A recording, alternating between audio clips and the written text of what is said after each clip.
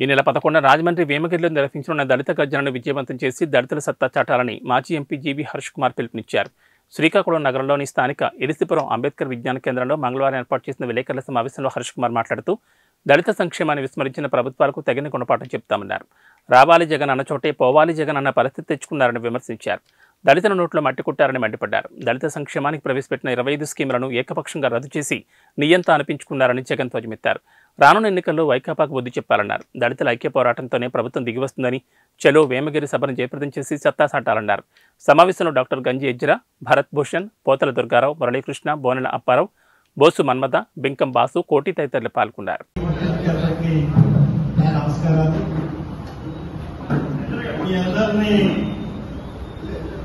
ఆహ్వానించడానికి నేను వచ్చాను.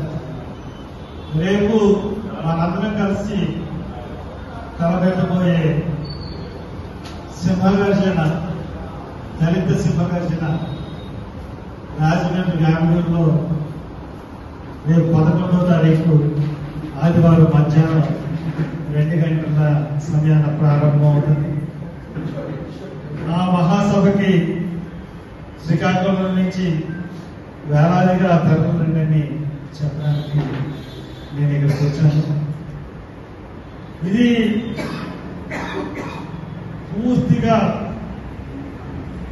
ఉత్తరాంధ్ర జిల్లాల్లో చైతన్యం కలిగిన జిల్లా శ్రీకాకుళం జిల్లా. దళితులకి గొప్ప చైతన్యం గల జిల్లా శ్రీకాకుళం జిల్లా. మీ అందరికీ గుర్తుంటే ఉంటుంది లక్ష్మీపేట మరణాలు. ఆ మరణాలు జరిగినప్పుడు నేను పార్లమెంట్ మెంబర్. ఆ మరణాలు జరిగినప్పుడు నేను ఢిల్లీ నుంచి ఇక్కడికి వచ్చాను.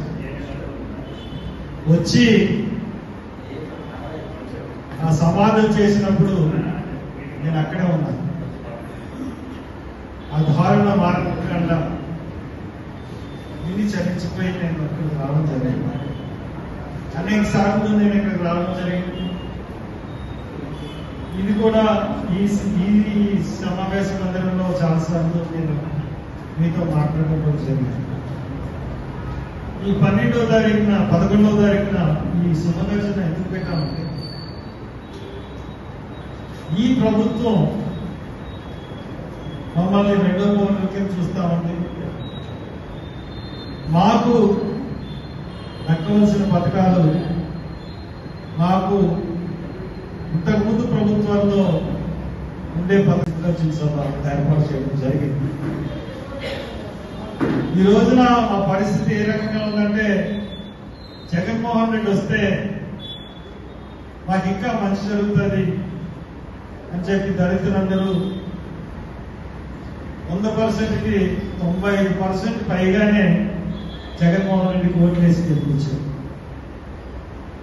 ఎందువల్లంటే జగన్ వస్తే మా బతుకుల్లో మార్పు వస్తుంది, మాకు ఆయన బాగా చూస్తాడు అన్నందుకు అనుకునే ఓటు వేయడం జరిగింది. ఈరోజు పరిస్థితి ఏంటంటే, ఇంతకుముందు ఇచ్చిన ప్రభుత్వాలు ఇచ్చిన హక్కులు, హామీలు, పథకాలు కూడా ఈయన వచ్చిన తర్వాత తీసివేశారు. ముఖ్యంగా యువత, నిరుద్యోగ యువత అంతా కూడా బాగా ఆశించింది ఎస్సీ కార్పొరేషన్ నుంచి లోన్.